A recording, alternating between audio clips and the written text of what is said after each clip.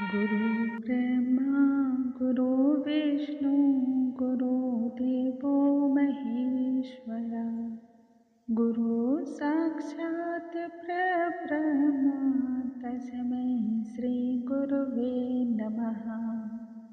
नमस्कार दोस्तों, आज के इस वीडियो में हम सुनेंगे भगवान बृहस्पति देव की व्रत कथा, जो कि प्रत्येक भक्त को गुरुवार के दिन अवश्य ही श्रवण करनी चाहिए। इस व्रत कथा के श्रवण मात्र से ही स्त्री हो अथवा पुरुष सभी की कामनाएं पूर्ण होती हैं तथा धन संपदा ऐश्वर्य की प्राप्ति होती है। निसंतान दंपति को संतान रत्न की प्राप्ति होती है तथा परिवार में सुख शांति बनी रहती है। आइए भगवान बृहस्पति देव का ध्यान करते हुए आज की इस कथा को हम आरंभ करते हैं। बोलो भगवान बृहस्पति देव की जय, विष्णु भगवान की जय। प्राचीन काल की बात है, भारतवर्ष में एक राजा राज्य किया करता था। वह राजा बड़ा ही प्रतापी तथा दानी था। प्रतिदिन मंदिर में भगवत दर्शन करने जाता। वह वहाँ गुरु तथा ब्राह्मण की सेवा किया करता था।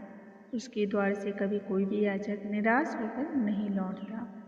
वह प्रत्येक गुरुवार को व्रत रखता एवं पूजन करता, प्रतिदिन गरीबों की सहायता करता। परंतु ये सभी बातें उसकी रानी को तनिक भी अच्छी न लगती थी। न ही वह व्रत करती, न ही पूजा पाठ करती और न ही किसी को एक पैसे का दान भी देती थी। साथ ही साथ वह राजा से भी ऐसा करने को मना किया करती थी। एक समय की बात है, राजा शिकार खेलने के लिए जंगल को गए हुए थे। घर पर उस समय रानी और दासी अकेली थी। उस समय गुरु बृहस्पति देव साधु का रूप धारण करके राजा के दरवाजे पर आए और भिक्षा की मांग करने लगे। तब रानी कहने लगी कि हे साधु महाराज, मैं तो इस दान और पुण्य से तंग आ चुकी हूँ। इस कार्य के लिए तो मेरे पति देव ही बहुत हैं। अब आप ऐसी कुछ कृपा करें कि जिससे सारा धन ही नष्ट हो जाए तथा मैं आराम से जीवन यापन कर सकूं। साधु रूपी बृहस्पति देव तब कहने लगे कि हे देवी, तुम तो बड़े ही विचित्र हो। संतान और धन से भी भला कोई दुखी होता है? इसको तो सभी चाहते हैं। पापी भी पुत्र और धन की इच्छा करता है। यदि तुम्हारे पास धन अधिक है तो भूखे मनुष्य को भोजन कराओ, प्याऊ लगवाओ, ब्राह्मणों को दान दो, धर्मशाला बनवाओ, कुआं, तालाब, बाग, बगीचे इत्यादि का निर्माण कराओ, मंदिर बनवा करके दान दो, निर्धन मनुष्यों की कुमारी कन्याओं का विवाह करवाओ, साथ ही यज्ञ आदि जैसे धार्मिक कर्म करो। इस प्रकार के कर्मों से आपके कुल का तथा आपका नाम प्रलोक में सार्थक होगा तथा स्वर्ग की प्राप्ति भी होगी। परंतु रानी साधु महाराज की इन बातों से तनिक भी प्रसन्न न हुई और कहने लगी कि हे साधु महाराज, मुझे ऐसे धन की कोई आवश्यकता नहीं जिसको मैं अन्य लोगों को दान दूं और जिसको रखने संभालने में ही मेरा सारा समय नष्ट हो जाए। साधु महाराज तब कहने लगे कि हे देवी, यदि तुम्हारी ऐसी इच्छा है तो मैं तुम्हें जैसा बतलाता हूँ तुम वैसा ही करना। बृहस्पतिवार के दिन घर को गोबर से लीपना, अपने केसों को पीली मिट्टी से धोना, केसों को धोते समय स्नान करना, राजा से कहना वह हजामत करवाए, भोजन में मांस मदिरा खाना, कपड़ा धोबी के हाथ धुलने देना। इस प्रकार से 7 बृहस्पतिवार करने मात्र से ही तुम्हारा सारा धन नष्ट हो जाएगा। यह कह करके साधु महाराज रूपी बृहस्पति देव अंतर ध्यान हो गए। रानी ने साधु महाराज के कहे अनुसार 7 बृहस्पतिवार तक वैसा करने का विचार किया। साधु के बतलाए अनुसार कार्य करते हुए अभी केवल 3 बृहस्पतिवार ही बीते थे कि उनकी समस्त धन एवं संपत्ति नष्ट हो गई। भोजन के लिए दोनों समय परिवार तरसने लगा तथा सांसारिक भोगों से दुखी होकर के रहने लगा।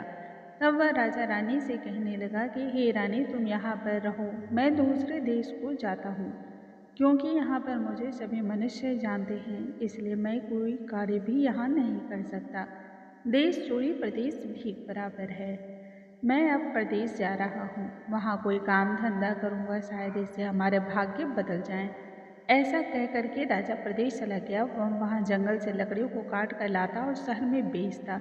इस तरह से अपने जीवन को व्यतीत करने लगा। इधर राजा के बिना रानी तथा दासियाँ दुखी रहने लगी। किसी दिन भोजन मिलता और किसी दिन जल पीकर ही रह जाती। एक समय रानी तथा दासी को 7 दिन बिना भोजन के व्यतीत करने पड़ गए। तब रानी ने अपनी दासी से कहा कि हे दासी, यहाँ पास के ही नगर में मेरी बहन रहती है जो बड़ी धनवान है। तो उसके पास जा और वहाँ से 5 सेर बेझर मांग करके ले आ, जिससे कुछ समय के लिए गुजर बसर हो जाएगा। दासी रानी की बहन के पास गई। उस समय रानी की बहन पूजा कर रही थी। बृहस्पतिवार का दिन था। दासी ने रानी की बहन से कहा कि हे रानी, मुझे आपकी बहन ने भेजा है, मदद के लिए 5 सेर बेझर दे दो। इस प्रकार से दासी ने यह बात अनेक बार कही, परंतु रानी की बहन ने कोई उत्तर नहीं दिया, क्योंकि वह उस समय भगवान बृहस्पति देव की व्रत कथा सुन रही थी। उधर जब दासी को रानी की बहन की तरफ से कोई उत्तर नहीं प्राप्त हुआ तो बहुत दुखी हुई और क्रोध में लौट करके रानी से कहने लगी कि हे रानी, आपकी बहन तो बहुत ही धनी स्त्री है, वह तो छोटे मनुष्यों से बात भी नहीं करती। मैंने उससे जब कहा तो उसने कोई उत्तर नहीं दिया, इसलिए मैं वापस चली आई। तब रानी कहने लगी कि हे दासी, इसमें उसका कोई दोष नहीं है। जब बुरे दिन आते हैं तब कोई सहारा नहीं देता। अच्छे बुरे का पता तो विपत्ति में ही लगता है। जो ईश्वर की इच्छा होगी वही होगा। यह सब हमारे भाग्य का ही दोष है। उधर रानी की बहन ने सोचा कि मेरी बहन की दासी आई थी, परंतु मैं उससे कुछ न बोली, इससे वह बहुत दुखी हुई होगी। इसलिए कथा को सुन करके भगवान बृहस्पति देव की पूजा को समाप्त करके वह अपनी बहन के घर आई और कहने लगी कि हे बहन, जब तुम्हारी दासी गई थी तब मैं भगवान बृहस्पति देव का व्रत कर रही थी, और जब तक कथा होती है तब तक हम लोग ना तो उठते हैं और ना ही बोलते हैं, इसलिए मैं कुछ ना बोली। कहो दासी क्यों गई थी? रानी तब कहने लगी कि हे बहन, तुमसे तो कोई बात छिपी नहीं है। हमारे घर अनाज का एक दाना भी नहीं है, इसी कारण मैंने दासी को तुम्हारे पास 5 सेर बेझर लेने के लिए भेजा था। रानी की बहन कहने लगी कि हे बहन, देखो भगवान बृहस्पति देव सबकी मनोकामनाओं को पूर्ण करते हैं, शायद तुम्हारे घर में अनाज रखा हो। यह सुनकर के दासी जब घर के अंदर गई तो वहाँ उसे सच में एक घड़ा बेझर मिल गया, जिसे देख करके दासी हैरान हो गई, क्योंकि उसने एक एक बर्तन भली भांति देख रखा था। बाहर आकर के उसने रानी को बतलाया। दासी अपनी रानी से कहने लगी कि हे रानी, देखो, जब हमें अन्न नहीं मिलता तो हम रोज ही व्रत करते हैं। यदि इनसे व्रत की विधि और कथा को पूछ लिया जाए तो हम भी इस व्रत को किया करेंगे। दासी के कहने पर रानी ने अपनी बहन से भगवान बृहस्पति देव के व्रत के विषय में पूछा। तब बहन ने बतलाया कि हे रानी बहन, बृहस्पतिवार को सूर्य उदय से पूर्व ही उठ करके स्नान इत्यादि करके निवृत्त हो जाना चाहिए। भगवान बृहस्पतिवार का व्रत करना चाहिए, लेकिन ध्यान रखिए कि उस दिन अपने केशों को नहीं धोना चाहिए। बृहस्पतिवार के व्रत में चने की दाल, मुनक्का से भगवान बृहस्पति देव का तथा केले के वृक्ष की जड़ का पूजन करना चाहिए। धूप दीप अर्पण करें। उस दिन एक ही समय का पीला भोजन करना चाहिए एवं व्रत कथा सुनना चाहिए। इतना करने मात्र से ही गुरु भगवान प्रसन्न होकर के अन्न पुत्र धन देते हैं, मनोकामनाओं को पूर्ण करते हैं। व्रत और पूजन की विधि बतला करके रानी की बहन अपने घर लौट गई। रानी और दासी दोनों ने निश्चय किया कि दोनों भगवान बृहस्पति देव का व्रत अवश्य ही करेंगी। 7 दिन बाद जब बृहस्पतिवार का दिन आया तो उन्होंने व्रत रखा। घुड़साल में जाकर के चना तथा गुड़ बीन करके ले आई। उसकी दाल से केले के वृक्ष की जड़ तथा भगवान बृहस्पति देव का पूजन किया, परंतु दोनों बड़ी दुखी हुई, क्योंकि अब पीला भोजन कहाँ से आवे। परंतु उन्होंने व्रत किया था, इस कारण गुरु भगवान प्रसन्न थे। एक साधारण व्यक्ति के रूप में वे 2 थालों में सुंदर पीला भोजन लेकर के आए और दासी को देते हुए कहने लगे कि हे दासी, यह भोजन तुम्हारे और रानी के लिए है, इसलिए तुम दोनों भोजन करना। दासी भोजन पाकर बड़ी प्रसन्नता से रानी से कहने लगी कि हे रानी जी, चलो भोजन को कर लेते हैं। रानी को भोजन के विषय में कुछ भी पता न था, इसलिए वह दासी से कहने लगी कि जा तू ही भोजन कर ले, क्योंकि तू तो हमारे व्यर्थ में ही हंसी उड़ाती है। दासी कहने लगी कि एक महात्मा हमें भोजन दे गया है। रानी कहने लगी, वह भोजन तेरे लिए दे गया है, इसलिए भोजन तू ही कर ले। तब दासी ने कहा, वह महात्मा हम दोनों के लिए 2 थालों में सुंदर पीला भोजन दे गया है, इसलिए मैं और आप दोनों साथ साथ भोजन करेंगे। दोनों ने गुरु भगवान को तब नमस्कार किया और भोजन प्रारंभ किया। उसके बाद से वे प्रत्येक बृहस्पतिवार को गुरु भगवान का व्रत एवं पूजन करने लगी और भगवान बृहस्पति देव की कृपा से उनके पास फिर से धन हो गया। परंतु रानी फिर पहले की भांति ही आलस्य जब करने लगी तब दासी एक दिन कहने लगी कि देखो रानी, तुम पहले भी इसी प्रकार के आलस्य करती थी, धन रखने में बड़ा ही तुम्हें कष्ट होता था, जिस कारण सभी धन नष्ट हो गया। अब गुरु भगवान की कृपा से हमें धन मिला है तो तुम फिर पहले की भांति ही आलस्य करती हो।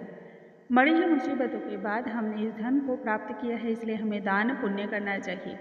भूखे मनुष्य को भोजन कराओ, प्याऊ लगवाओ, ब्राह्मणों को दान दो, कुआं, तालाब, बावली इत्यादि का निर्माण कराओ, मंदिर पाठशाला बनवा कर दान दो, कुमारी कन्याओं को विवाह कराओ, धन को शुभ कार्यों में खर्च करो, जिससे तुम्हारे कुल का यश बढ़े एवं स्वर्ग की प्राप्ति हो एवं इससे पितृ भी प्रसन्न होंगे। दासी की बात मान करके रानी ने तब इसी प्रकार के कर्म करने प्रारंभ किए, जिससे उनका खूब यश फैलने लगा। एक दिन की बात है, रानी और दासी आपस में विचार करने लगी कि ना जाने राजा किस दशा में होंगे, उनकी कोई खोज खबर भी नहीं है। गुरु भगवान से उन्होंने प्रार्थना की और भगवान ने रात्रि में राजा को स्वप्न में दर्शन देते हुए कहा कि हे राजा, उठ, तेरी रानी तुझे याद करती है, अपने देश को लौट जा। राजा प्रातः काल उठ करके जंगल से लकड़ियां काट कर लाने के लिए जंगल की ओर चल पड़ा। जंगल से गुजरते हुए वह सोचने लगा कि रानी की गलती से उसे कितने दुख भोगने पड़े। राजपाट छोड़ करके उसे जंगल में आकर के रहना पड़ा। जंगल से लकड़ियां काट कर उन्हें बेच कर गुजारा करना पड़ा। उसी समय जंगल में भगवान बृहस्पति देव साधु का रूप धारण करके आए और राजा के पास आकर कहने लगे कि हे लकहारे, तुम इस सुनसान जंगल में किस चिंता में बैठे हो, मुझे बतलाओ। इतना सुनते ही राजा के नेत्रों में जल भर आया एवं साधु की वंदना करते हुए कहने लगा कि हे प्रभु, आप अंतर्यामी हो। इतना कह करके राजा ने साधु को अपनी संपूर्ण व्यथा सुना दी। महात्मा तो हृदय से दयालु होते हैं। राजा से कहने लगे कि हे राजा, तुम्हारी पत्नी ने भगवान बृहस्पति देव के प्रति अपराध किया था, जिसके कारण तुम्हारी यह दशा हुई है। परंतु अब तुम किसी भी प्रकार की चिंता मत करो, भगवान तुम्हें पहले से अधिक धन देंगे। देखो, तुम्हारी पत्नी ने भगवान बृहस्पतिवार का व्रत प्रारंभ कर दिया है। तुम भी अब भगवान बृहस्पति देव का व्रत करो। चने की दाल, मुनक्का, गुड़ जल को लोटे में डाल करके केले के वृक्ष की पूजा करो। कथा को सुनो या फिर कहो, भगवान तुम्हारी सभी कामनाओं को निश्चय ही पूर्ण करेंगे। साधु को प्रसन्न देख करके राजा तब कहने लगा कि हे प्रभु, लकड़ियों को बेच करके इतना पैसा नहीं बच पाता जिससे भोजन करने को उपरांत कुछ बचा सकूं।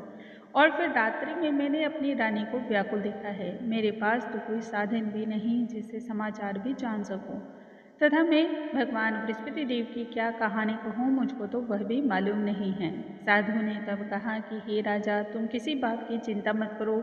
बृहस्पतिवार के दिन तुम रोजाना की तरह लकड़ियों को लेकर के शहर में जाओ। उस दिन रोज से तुम्हें दुगुने धन की प्राप्ति होगी, जिससे तुम भली भांति भोजन भी कर लोगे तथा पूजा का सामान भी आ जाएगा। और जहाँ तक भगवान बृहस्पति देव की कथा की बात है, तो कथा इस प्रकार से है। बोलो भगवान बृहस्पति देव की जय, विष्णु भगवान की जय। प्राचीन काल की बात है, एक बहुत ही निर्धन ब्राह्मण दंपति रहा करता था, जिसकी कोई संतान न थी। वह नित्य पूजा पाठ करता, परंतु ब्राह्मण की स्त्री बहुत ही मलिनता के साथ रहती, ना ही स्नान करती, ना ही किसी देवी देवता की पूजा आराधना करती। सर्वप्रथम उठते ही वह भोजन करती, फिर किसी अन्य कार्य को करती थी, जिससे ब्राह्मण देवता बड़े दुखी रहा करते थे। पत्नी को बहुत समझाया, किंतु उसका कोई परिणाम न निकला। भगवान की कृपा से ब्राह्मण की स्त्री को कन्या रूपी रत्न उत्पन्न हुई। वह कन्या अपने पिता के घर में बड़ी होने लगी। वह बालिका प्रातः काल स्नान करके भगवान विष्णु का जप करती। बचपन से ही वह बृहस्पतिवार का व्रत भी रखने लगी। पूजा पाठ समाप्त करके जब वह पाठशाला जाती तो मुट्ठी में जौ भर के ले जाती, जिसे वह पाठशाला जाने के मार्ग में डालती जाती। वही जौ स्वर्ण के हो जाते, तब लौटते समय उन्हें बीन करके घर ले आती थी। एक दिन के बाद है, वह बालिका सूप में उन सोने के जौ को पटक कर साफ कर रही थी। तभी उसकी माँ ने देख लिया और कहा कि हे बेटी, सोने के जौ को पटकने के लिए सोने का सूप भी होना चाहिए। दूसरे दिन गुरुवार था। कन्या ने व्रत रखा। भगवान बृहस्पति देव से प्रार्थना करते हुए कहा कि हे प्रभु, यदि मैंने आपकी पूजा सच्चे मन से की हो तो मुझे सोने का सूप दे दो। भगवान बृहस्पति देव ने उसकी प्रार्थना को स्वीकार कर लिया। रोजाना की तरह वह कन्या जौ फैलाते हुए पाठशाला चली गई और जब वह पाठशाला से लौट करके जौ को बेल रही थी तो भगवान बृहस्पति देव की कृपा से उसे सोने का सूप मिला। वह उसे घर ले आई और उसी से जौ को साफ करने लगी, परंतु उसकी माँ का तो वही ढंग रहा। एक दिन के बाद है वह कन्या सोने के सूप में जौ को फटक कर साफ कर रही थी। तभी उस समय उस नगर का राजकुमार वहां से होकर निकला। इस कन्या के रूप तथा सोने के सूप में जौ को साफ करते हुए देख करके वह उस पर मोहित हो गया। राजमहल आकर के भोजन तथा अन्न इत्यादि का त्याग करके उदास होकर लेट गया। राजा को जब राजकुमार के द्वारा अन्न जल त्यागने का समाचार ज्ञात हुआ तो मंत्रियों के साथ अपने पुत्र के पास वह पहुंच गए और कहने लगे कि हे बेटा, तुम्हें किस बात का कष्ट है? किसी ने यह अपमान किया है अथवा कोई अन्य कारण है सो मुझे बतलाओ, मैं वही कार्य करूंगा जिसमें तुम्हें प्रसन्नता हो। राजकुमार ने पिता की बातों को सुना तथा कहने लगा, मुझे आपकी कृपा से किसी बात का दुख नहीं है। किसी ने मेरा अपमान भी नहीं किया है, परंतु मैं उस लड़की के साथ विवाह करना चाहता हूँ जो सोने के सूप में जौ को पटक कर साफ कर रही थी। यह सुनते ही राजा आश्चर्य में पड़ गया और कहने लगा कि हे बेटा, मैं इस तरह की कन्या का विवाह तुम्हारे साथ अवश्य ही करवा दूंगा, लेकिन तुम उस कन्या का पता बतलाओ। राजकुमार ने तब राजा को उस लड़की के घर का पता बतलाया। मंत्री उस लड़की के घर गया तथा राजा का आदेश ब्राह्मण को कह सुनाया। कुछ ही दिनों बाद ब्राह्मण की कन्या का विवाह विधि विधान के अनुसार राजकुमार के साथ संपन्न हो गया। कन्या के घर से जाते ही उस ब्राह्मण देवता के घर में पहले की ही बातें गरीबी और दरिद्रता का निवास हो गया। अब तो भोजन के लिए एक वक्त का अन्न भी बड़ी मुश्किल से मिलता था। एक दिन दुखी होकर के ब्राह्मण देवता अपने पुत्री के पास गया। बेटी ने पिता की दुख भरी अवस्था को देख करके अपनी माँ का समाचार पूछा। ब्राह्मण ने सभी हाल कह सुनाया। कन्या ने इस तरह से बहुत सारा धन दे करके पिता को विदा कर दिया। कुछ समय ब्राह्मण का सुखपूर्वक व्यतीत हुआ, लेकिन कुछ दिनों बाद फिर वही हाल हो गया। तब ब्राह्मण अपनी कन्या के यहाँ फिर गया और सभी हाल कहा। इस पर पुत्री कहने लगी कि हे पिताजी, आप माता जी को यहाँ लेवा लाओ, मैं उन्हें वह विधि बतला दूंगी जिससे गरीबी दूर हो जावे। ब्राह्मण देवता स्त्री को साथ लेकर के अपने पुत्र के पास राजमहल पहुंचे। तब पुत्री अपनी माँ को समझाने लगी कि हे माँ, तुम प्रातः काल उठते ही सर्वप्रथम स्नान आदि करके भगवान विष्णु का पूजन करो, तब सभी दरिद्रता दूर हो जाएगी। परंतु उसकी माँ ने एक भी बात का मान न रखा और प्रातःकाल उठते ही पुत्री का बचा जूठन खा लिया। इस बात से पुत्री को बहुत अधिक क्रोध आया। रात को कोठरी से सारा सामान निकाला और उस कोठरी में माँ को बंद कर दिया। प्रातःकाल उसमें से निकाला तथा स्नान आदि करा के पूजा पाठ करवाया। तब उसकी माँ की बुद्धि ठीक हो गई। इसके बाद वह नियम से पूजा पाठ करती और प्रत्येक बृहस्पतिवार को व्रत भी रखने लगी। इस व्रत के प्रभाव से उसकी माँ भी बहुत धनवान हो गई और बृहस्पति देवता के प्रभाव से स्वर्ग को प्राप्त हुई। वह ब्राह्मण देवता भी सुखपूर्वक इस लोक के सभी सुखों को भोगते हुए स्वर्ग को प्राप्त हुए। इस तरह की कथा कह करके साधु देवता वहां से अंतर ध्यान हो गए। धीरे धीरे समय व्यतीत होने पर फिर बृहस्पतिवार का जब दिन आया, राजा जंगल से लकड़ी काट करके किसी अन्य नगरी में बेचने के लिए गया। उस दिन अन्य दिनों से अधिक धन मिला। राजा ने चना गुड़ आदि ला करके भगवान बृहस्पति देव का व्रत किया। उस दिन से राजा के सभी क्लेश दूर हो गए। परंतु जब अगला गुरुवार का दिन आया तब वह व्रत करना ही भूल गया, जिस कारण बृहस्पति देव नाराज हो गए। उस दिन उस नगर के राजा ने विशाल यज्ञ का आयोजन किया तथा अपने समस्त राज्य में यह घोषणा करवा दी कि कोई भी मनुष्य अपने घर में भोजन ना बनावे, ना ही आग जलावे।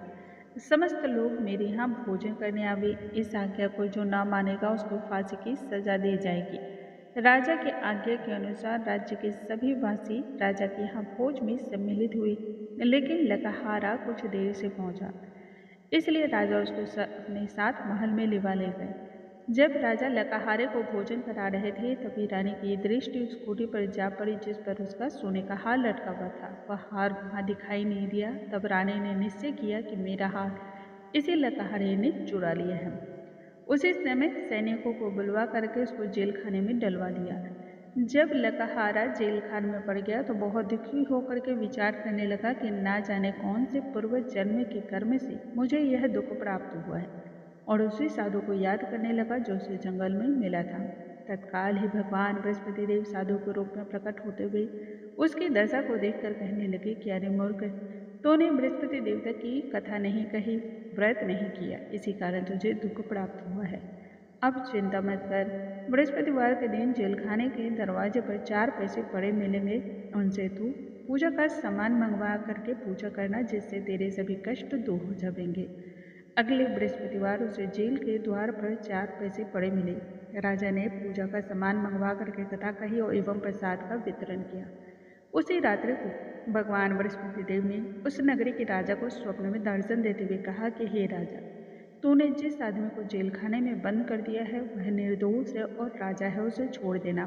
रानी का हार उसी खूंटे पर लटका हुआ है। यदि तू ऐसा नहीं करेगा तो मैं तेरे संपूर्ण राज्य को नष्ट कर दूंगा।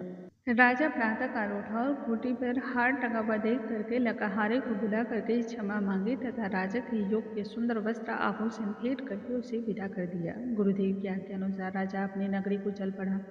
जब वह नगरी के निकट पहुंचा तो उसे बड़ा आश्चर्य हुआ, क्योंकि नगरी में पहले से अधिक बाग, तालाब, कुएं, बहुत सारे धर्मशाला, मंदिर आदि बने हुए थे। आश्चर्य से राजा पूछने लगा, यह किसका बाग और धर्मशाला है? तब नगर के सभी वासी कहने लगे कि यह सभी रानी और दासी के द्वारा बनवाए गए हैं। यह सुनते ही राजा का आश्चर्य और गुस्सा से ठिकाना न रहा।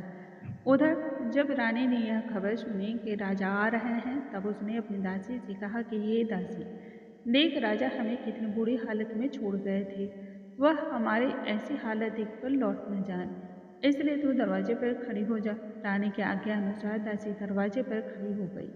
जब राजा आए तब उन्हें अपने साथ महल में लिवा लाई। तब राजा ने क्रोध करके अपनी तलवार निकाली और पूछने लगे कि यह बतलाओ, यह धन तुम्हें कहीं से प्राप्त हुआ है?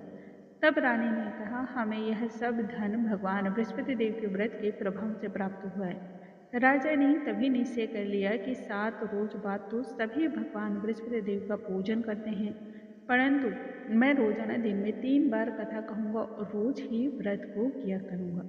अब तो राजा के दुपट्टे में चने की दाल बंधी रहती तथा दिन में 3 बार कथा कहता। एक रोज राजा ने विचार किया कि चलो अपनी बहन के हाथ से हुआ में। इस तरह का निश्चय करके राजा घोड़े पर सवार होकर के बहन के हाथ चल पड़ा। मार्ग में उसने देखा कुछ आदमी एक मुर्दे को लिए जा रहे हैं। उन्हें रोककर तब राजा कहने लगा कि अरे भाइयों, मेरे बृहस्पतिवार की कथा सुन लो। वे कहने लगे, लो हमारा तो आदमी मर गया है, इसको अपनी कथा की पड़ी है। परंतु कुछ आदमी बोले, अच्छा कहो, हम तुम्हारी कथा भी सुनेंगे। राजा ने दाल निकाली और कथा कहनी शुरू की। जब कथा आदि हुई तो मुर्दा हिलने लगा और जब कथा समाप्त हो गई तो राम राम करते हुए वह मुर्दा खड़ा हो गया। राजा आगे की ओर बढ़ा। चलते चलते उसे शाम हो गई। आगे मार्ग में उसे किसान खेत में हल चलाता हुआ मिला। राजा उससे कहने लगा, अरे भैया, तुम मेरी बृहस्पतिवार की कथा को सुन लो। किसान कहने लगा, जब तक मैं तेरी कथा सुनूंगा तब तक 4 हरैया जोत लूंगा, जा अपनी कथा किसी और को सुनाना। राजा इस तरह से आगे की ओर चल पड़ा। राजा का हटना था कि बैल पछाड़ खाकर गिर पड़े और किसान के पेट में बहुत जोर की पीड़ा होने लगी। ठीक उसी समय किसान की माँ रोटी लेकर आई। पुत्र का यह हाल देख करके उसने सभी समाचार पूछा और बेटे ने सही हाल कह सुनाया। बुढ़िया दौड़े दौड़े घुड़सवार के पास पहुंची और उससे कहने लगी, मैं तेरी कथा सुनूंगी, परंतु तू अपनी कथा मेरे खेत पर ही चलकर कहना। राजा ने लौट करके बुढ़िया के खेत पर जाकर कथा कही, जिसको सुनते ही बैल उठ खड़े हुए और किसान के पेट का दर्द भी बंद हो गया। राजा अपनी बहन के घर जब पहुंचा तो बहन ने भाई की खूब मेहमानी की। दूसरे रोज प्रातःकाल राजा जगा तो यह देखने लगा कि सभी लोग भोजन कर रहे हैं। राजा ने अपनी बहन से कहा, ऐसा कोई मनुष्य नहीं है जिसने भोजन ना किया हो, जो मेरे बृहस्पतिवार की व्रत कथा सुन ले। तब बहन कहने लगी, हे भैया, यह देश ऐसा ही है, पहले यहाँ के लोग भोजन करते हैं, बाद में किसी अन्य कार्य को। यदि कोई पड़ोस में हो तो मैं देख कर आती हूँ। ऐसा कह करके बहन पड़ोस में देखने चली गई, जहाँ उसे ऐसा कोई व्यक्ति नहीं मिला। अंत में वह एक कुम्हार के घर गई जिसका लड़का बीमार था और उसे मालूम हुआ कि उनके यहाँ 3 दिन से किसी ने भोजन नहीं किया है। रानी ने अपने भाई की कथा सुनने के लिए कुम्हार से जब कहा तो वह तैयार हो गया। राजा ने जाकर के बृहस्पतिवार की कथा कही, जिसको सुनते ही लड़का ठीक हो गया।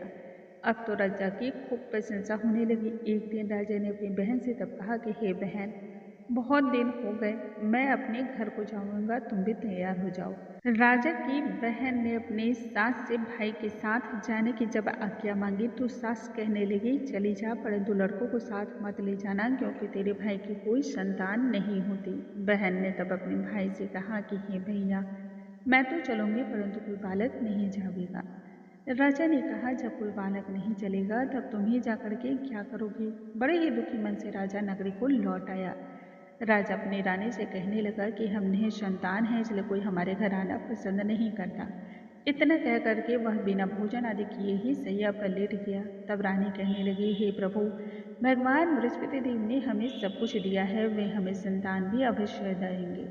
उसी रात्रि को भगवान बृहस्पति देव ने राजा को स्वप्न में दर्शन देते हुए कहा कि हे राजा, उठ, सभी सोच को त्याग दे, तेरी रानी गर्भवती है। यह जान करके राजा बहुत अधिक प्रसन्न हुआ। 9वें महीने में रानी के गर्भ से एक सुंदर पुत्र पैदा हुआ। तब राजा कहने लगा कि हे रानी, जब मेरी बहन आवे तो तुम उससे कुछ मत कहना। रानी ने अच्छा कह दिया। जब राजा की बहन ने यह शुभ समाचार सुना तो बधाई लेकर के वह खुशी खुशी भाई के यहाँ आई। तभी रानी ने कहा, घोड़ा चढ़कर नहीं आई, गधा चढ़ी आई। तब राजा की बहन कहने लगी कि भाई, मैं इस प्रकार न कहती तो तुम्हें औलाद कैसे मिलती। भगवान बृहस्पति देव ऐसे ही हैं, जैसे जिसके मन में जो कामनाएं रहती हैं सभी को पूर्ण करते हैं। जो सद्भावना पूर्वक भगवान बृहस्पति देव का व्रत करता है, उनके व्रत कथा को पढ़ता अथवा सुनता है या दूसरे को सुनाता है, उनकी सभी मनोकामनाएं भगवान बृहस्पति देव उसी प्रकार से पूर्ण करते हैं जैसे रानी और राजा का उन्होंने किया था। जो संसार में सद्भावना सच्चे हृदय से उनकी पूजा आराधना करते हैं, उनकी सभी मनोकामनाएं पूर्ण होती हैं और भगवान बृहस्पति देव उनकी सदैव ही रक्षा करते हैं। इसलिए प्रत्येक मनुष्य को हृदय से भगवान बृहस्पति देव का जय जयकार करना चाहिए, उनका गुणगान करना चाहिए। हृदय से मनन करते हुए गुणगान करने वालों की संपूर्ण इच्छाएं पूर्ण होती हैं। बोलो भगवान बृहस्पति देव की जय, विष्णु भगवान की जय। दोस्तों, आज के इस वीडियो में हमने सुना भगवान बृहस्पति देव की व्रत कथा। कल के वीडियो में हम फिर से मिलेंगे, तब तक के लिए नमस्कार।